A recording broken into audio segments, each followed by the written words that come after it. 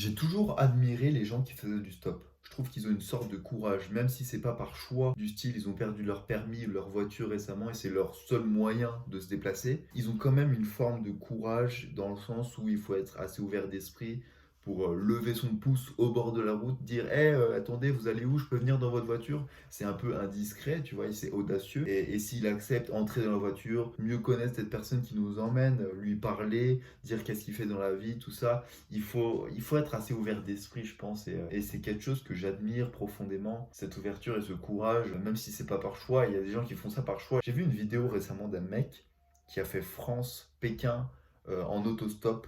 Cette vidéo m'a retourné le cerveau, tout simplement. C'est incroyable, l'audace. Le mec, c'est un génie. Et du coup, on peut se poser la question de pourquoi, si j'admire tant ces personnes qui font du stop, pourquoi moi, je n'en ai jamais fait, pourquoi je n'ai jamais pris l'initiative de parcourir ne serait-ce qu'un seul kilomètre, je n'ai jamais levé mon pouce au bord de la route pour aller quelque part. Et je me suis demandé pourquoi. Et je pense qu'il y a une réponse qui est un vrai fléau pour moi et pour toute ma génération.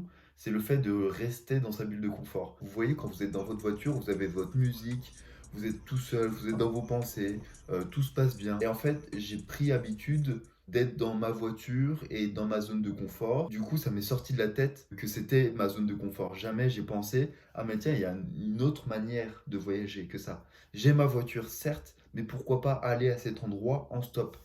Je me suis jamais posé cette question. Aujourd'hui, je me la pose et aujourd'hui, on va changer ça. On va y remédier. Et surtout, je peux pas me proclamer voyageur ou aventurier si je n'ai jamais fait de stop. C'est pas crédible. C'est pas le même t-shirt, c'est pas le même jour. T'as un problème?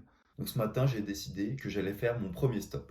Donc moi, j'habite à Lamura, en Haute-Savoie, et je dois tout simplement faire le court trajet jusqu'à Annemasse. J'aimerais bien aller à la Fnac acheter un livre, que je pourrais très bien prendre ma voiture tranquillement, petit permis, ma petite musique, mon portable, ma voiture tranquillement. Mais je propose qu'on sorte de notre zone de confort et qu'on y aille en stop.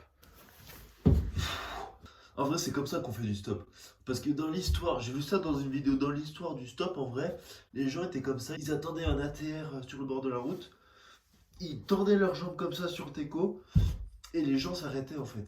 Ils demandaient, monsieur, qu'est-ce que vous faites sur les mains au bord de la route? C'est dangereux. Et moi je dis, non, non, mais est-ce que vous pouvez m'emmener quelque part? S'il vous plaît. Et après, il y a un mec qui a voulu essayer, il était en ATR, sauf qu'il maîtrisait pas bien, il est tombé, il est mort écrasé. Du coup, depuis, on est debout et on tend le bras. Ça, c'est la vraie histoire, ça. Je pense que ça va être assez facile d'être en stop. Je suis assez optimiste parce que je pense que du moment où t'es là, où t'es pas trop mal sapé, tu regardes, t'as un beau sourire pour attirer les voitures, je pense que ça peut le faire facile. Après, ça se trouve, je me trompe, hein, ça se trouve, c'est comme ça qu'on fait du stop. Et emmène-moi, s'il te plaît. La vie de ma mère, j'ai pas là. Je te jure que si tu me prends pas, je te retrouve toi et toute ta famille, d'accord? Donc tu prends maintenant, tu m'emmènes là-bas. J'ai un doute. Ouais, en tout cas, c'est cool. J'ai bien choisi le jour où il pleuvait pas et tout. C'est pas grave, rien ne m'arrête. Je suis très excité. Un peu stressé, je vous l'avoue. Mais j'adore, j'ai trop hâte. Ok, là, j'ai marché un tout petit peu pour sortir de chez moi. Je m'arrête là. Je m'arrête là, plus le droit de marcher. Je tends mon bras pour la première fois de ma vie. Eh, monsieur, monsieur, monsieur. Eh, madame, madame. Eh, c'est comme ça qu'on fait. Ok, première voiture, on fait un test.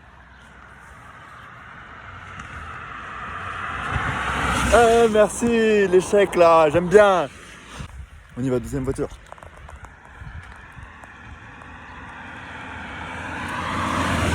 Allez là. Allez, petits échecs là, deuxième voiture. En plus, il commence à pleuvoir fort. Les gens, ils vont pas vouloir me prendre, je vais être tout mouillé, je vais être tout dégueulasse. En plus, je suis dans un coin paumé parce que j'habite à Lamura et c'est pas connu, il y a personne qui passe. Et voilà, merci, merci le stop. Ok, là, il y a deux voitures. On y va. Oh, super. Bonjour monsieur, vous allez où? Je vais au Cap d'échelle. Ok. Je vais à Annemasse, est-ce que... Super, ça m'arrangerait super. Merci beaucoup monsieur. Ok. J'ai fait la rencontre de Régis. Très gentil. Il parlait pas beaucoup, je lui ai dit... parce qu'on... Le sujet du voyage est arrivé sur la table. Je lui ai dit, et vous voyagez beaucoup? Il m'a dit, non. Et voilà, il y a eu un gros blanc après. Mais il était très gentil quand même. Et voiture! Il était très gentil quand même. Donc merci beaucoup à Régis de m'avoir avancé. Là, en vrai, on est presque à Annemasse. J'ai plus qu'à prendre une deuxième voiture pour aller jusqu'à la Fnac. Ça va être chaud parce que c'est précis. Mais je suis content de ce premier stop. C'est une réussite. Et là, à partir de ce moment, oh là là là là, c'est terrible ce qui se passe. Je suis dans un rond-point hyper bien positionné parce qu'ils peuvent se garer sur le côté, mais il y a plein de voitures qui passent tout le temps, tout le temps, tout le temps. Aucune ne s'arrête, aucune. Mais c'est pas ça le pire. Le pire, c'est que les gens te fuient du regard. Quand ils te prennent pas, quand ils s'arrêtent pas, ils te fuient du regard. C'est-à-dire qu'ils voient quelqu'un au loin faire un stop et ils sont là, ils conduisent et un peu ils tournent du regard. Tu les regardes tout droit en mode je t'ai pas vu. Alors que j'étais limite au milieu de la route en mode prends-moi mec, je suis là. Et non, ils t'évitent. Et ça, c'était beaucoup de monde. Il y avait pas mal de gens en vrai qui disaient ah désolé je peux pas, je comprends. Il y avait des gens qui s'arrêtaient, qui disaient ah tu vas où, ah je suis désolé c'est pas mon chemin.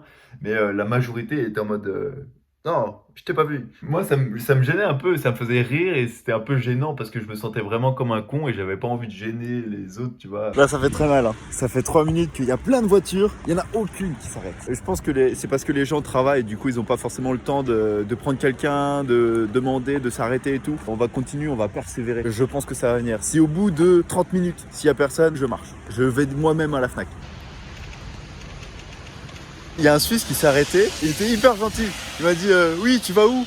J'ai dit je vais à la Fnac. Il fait ah oui, je vais au CEM, mais moi je vais à Genève. Je suis désolé, je pourrais pas t'emmener, hein, ça m'a fait un gros détour. Il était hyper cool. Bon, ça va faire 10 minutes qu'il y a plein de voitures qui passent tout le temps.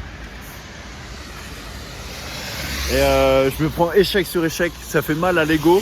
Je me sens vraiment comme un con, c'est terrible. Et en fait, il n'y a personne qui s'arrête. Et quand je dis il y a plein de voitures, c'est que vraiment ça passe. Ça va faire 10-15 minutes que j'attends là déjà. Ça commence à être long.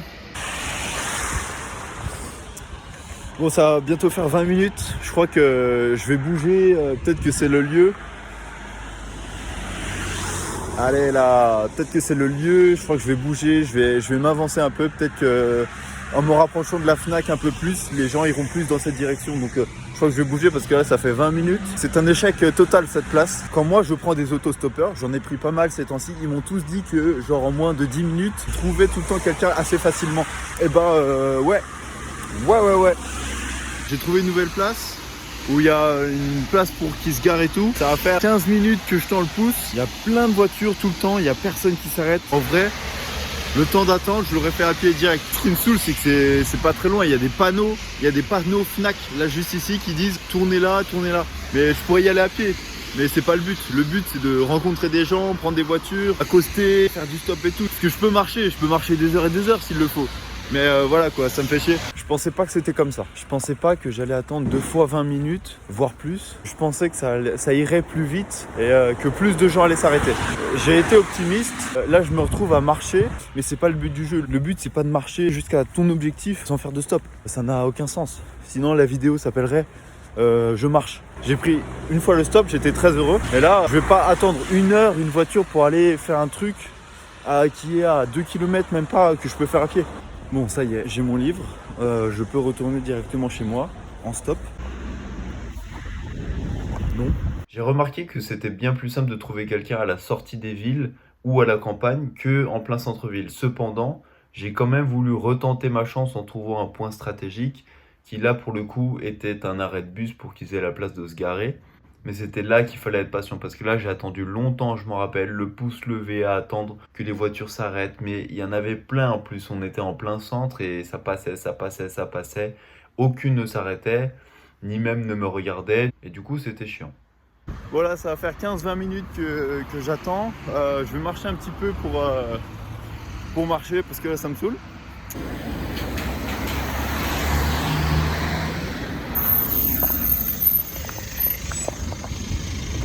Bonjour madame, vous allez bien? Je vais à la Murat. Ah super, quelle gentillesse, merci beaucoup. Voulez-vous que je mette un masque? La meilleure, putain, ça y est. Je suis à la maison, je suis tombé sur une personne incroyable. Elle s'est arrêtée, elle a dit bon vous allez où? Je prends jamais personne en stop, mais là j'ai le temps, vous allez où? Moi j'ai dit bah à la Mura, parfait, j'habite à la Mura, montez. Et moi j'étais wow, trop cool, ça fait une demi-heure que j'attends.